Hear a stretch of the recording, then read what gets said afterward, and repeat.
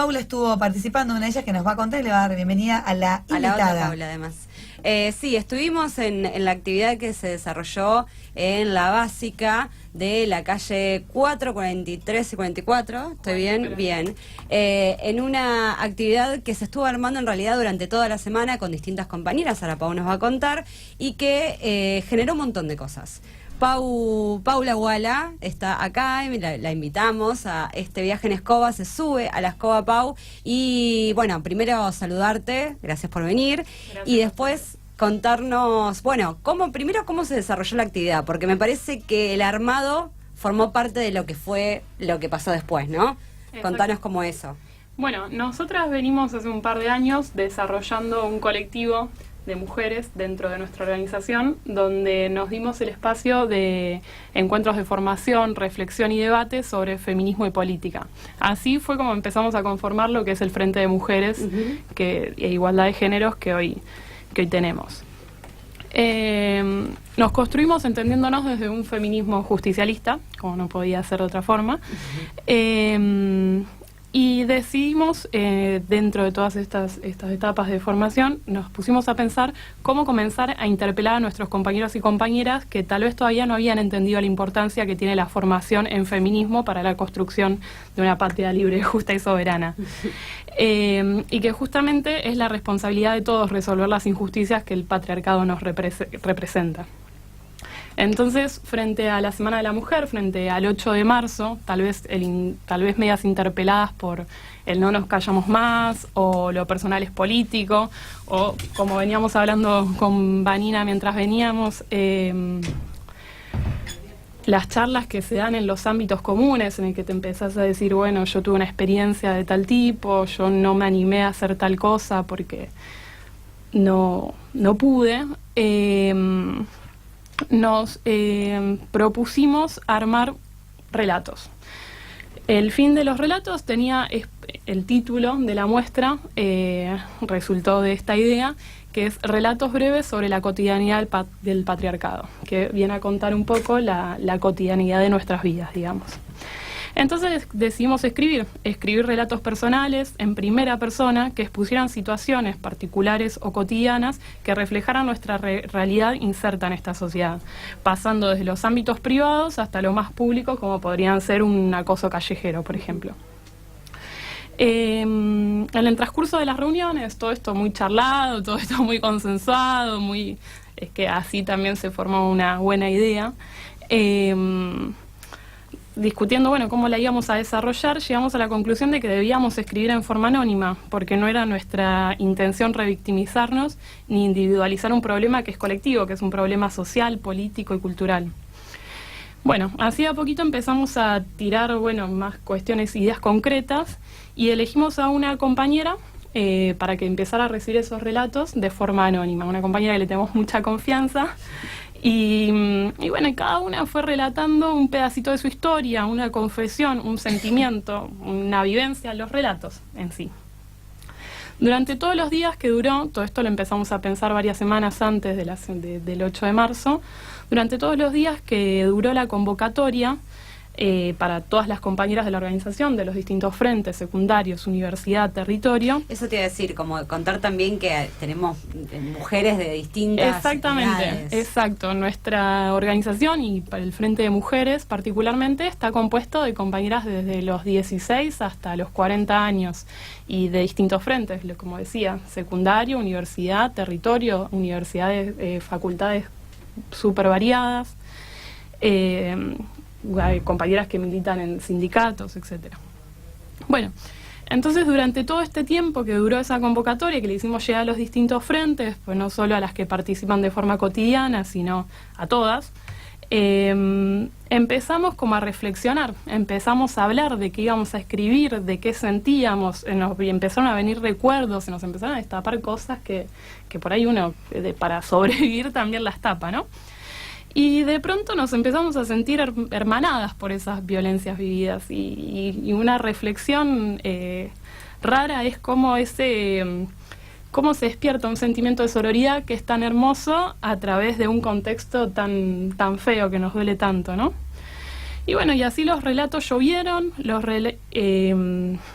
fue recibiendo la compañera, los fue armando en un archivo digital. Un día nos juntamos, un día los imprimimos y una tarde-noche de lunes nos encontramos y empezamos a colgarlos por toda la unidad básica. Particularmente esa noche fue un día que nos movilizó por varias situaciones que se fueron dando en las últimas semanas, pero particularmente por lo que leíamos y por lo que empezábamos a compartir. Porque en cada angustia, en cada enojo, en cada miedo o en cada impotencia que la otra sentía o había escrito, estaba la de todas. Y de nuevo empezábamos a sentir esa sororidad, ese sentimiento de hermandad que se forjaba a través de esta situación. La verdad que se dio un proceso muy piola en ese sentido. Se fue conformando, se fue solidificando el grupo, digamos. Algo muy, muy bonito. ¿Y qué pasó con los varones? ¿Leían los relatos? Bueno. ¿Qué decían? Uno de nuestro objetivo frente al armado de esto era, un poco interpelar, lo que vimos nosotras es esto. Y realmente nos superó en el sentido de que provocó muchas emociones, sobre todo en los compañeros varones, porque nosotras, si bien cuento de estas cosas que nos despiertan, la vivimos. Entonces estábamos un poquito más curtidas. Sabemos de qué hablamos. Claro. Si bien no podíamos dejar de lagrimear cuando leíamos el relato de alguna compañera,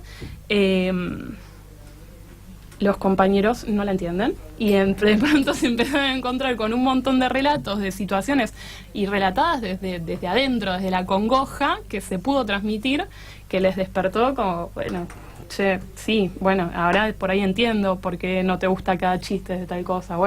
Yo fui el que dijo tal cosa. Por ahí se empezaban a ver reflejados. Claro, hacer cargo.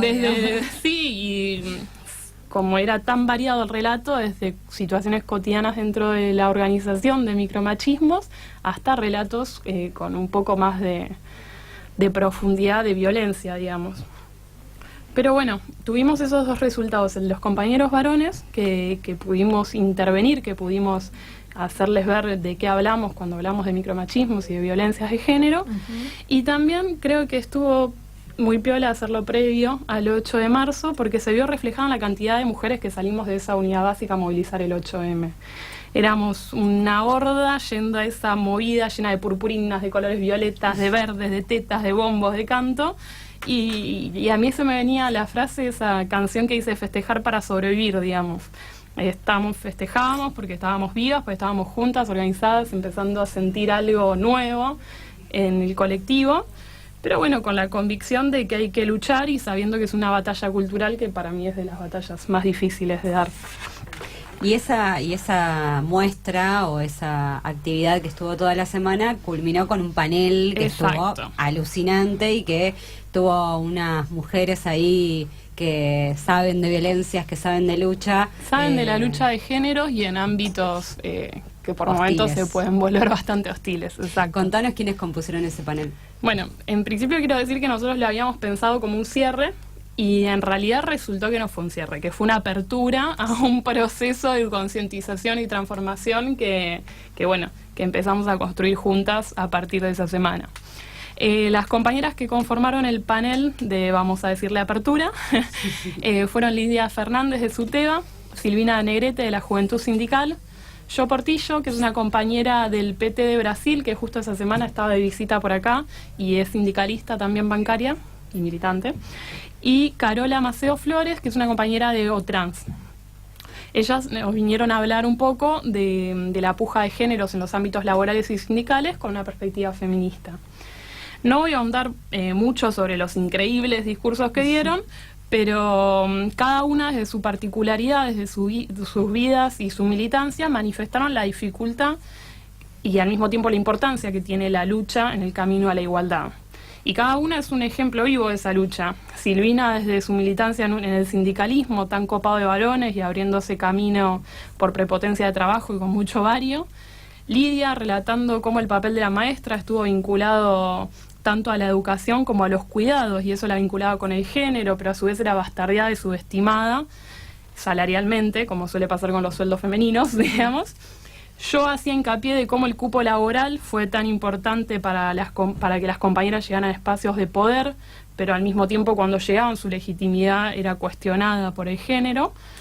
Y bueno, ni hablar de Carola, que es la lucha por otro cupo, el cupo laboral trans, que con su relato, haciendo eje en las desigualdades tan duras para los géneros disidentes, nos hizo emocionar a todos, creo, ¿no? De eso no. Y bueno, hablaba de la cotidianidad de las compañeras trans y trans, recordando fuertemente la lucha de Diana Zacayán. Ahí aplaudimos con cada palabra que decía, aplaudíamos. Para quienes estuvimos en la jornada y participamos, bueno, Paula participó mucho más porque estuvo con ustedes en esos encuentros previos, y armando el tema de los relatos. No sé bien que anduvo porque no nos contó, pero no importa. No conté nada. Anduvo por ahí sigilosamente. Fue una jornada muy movilizadora. Yo lo que pude ver, que fui al cierre, que fue una apertura, así como vos lo decís, es que todas las personas que estaban ahí estaban movilizadas de distintas maneras, y me parece que es importante destacar esos distintos niveles, ¿no?, de participación, pero que confluían en un momento en el cual esa sensibilidad estaba puesta de manifiesto en las compañeras que hablaban y se emocionaban y lloraban y se abrazaban, en los compañeros que veían a sus compañeras y veían esos relatos y también se impactaban y eran interpelados por esa violencia cotidiana de la cual ellos son parte pero no la ven, y que los hacía asombrarse mucho. Las panelistas, cuando se escuchaban a sí mismas, a mí me sorprendió mucho algunos relatos que tenían que ver con